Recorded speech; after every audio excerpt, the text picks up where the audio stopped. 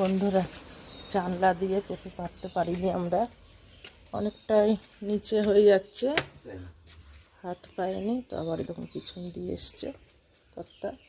আর এই যে আমার লাঠি, এই ঝুল ঝাড়ুটোকে লাঠি বানিয়েছি আমরা। মাঝে মাঝে পেঁপে না মানে এটা ওটা পারা যায়, নিম পাতা পেরেছিলাম যখন তখনই বানিয়েছিলাম লাঠিটা। তো আজকে দেখুন পেঁপে পাবে কর্তা কত কষ্ট করে যাচ্ছে। দেখুন ড্রামটা না ভেঙে যায় অবস্থা পেঁপে খাওয়ার। দেখুন বড়টা পারো,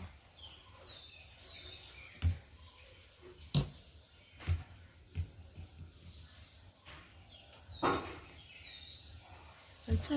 হ্যাঁ হয়েছে। এই এই যে ভাবলে কি কষ্ট করে পারতে হতো পেঁপেটা। দেখুন পারতে পাবো মা, বললাম আমি। এবার চলে আসো। পেঁপের গাছটা হয়েছে, আসলে জানালা দিয়ে ফেলেছিলাম আমি। এই পেকে গেছে নাকি গো, হলুদ হলুদ লাগছে। অনেকটাই বড় হয়েছে জানো পেঁপেটা।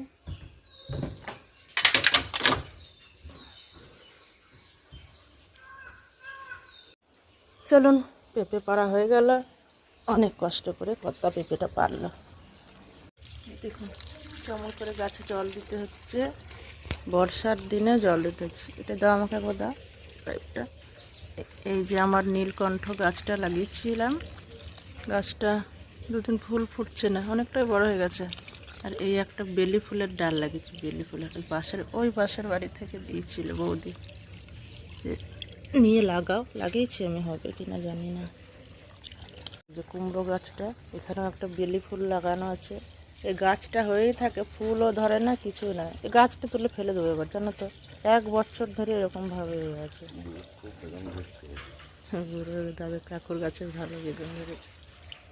এই যে কাকুর গাছে অনেক বেগুন ধরেছে। কাকুই দিয়েছিল আমাদেরকে 2টো চারা, এই চারা 2টো কাকু দিয়েছিল।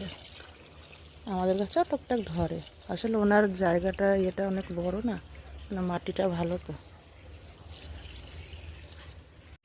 এই না তুলসী গাছটা।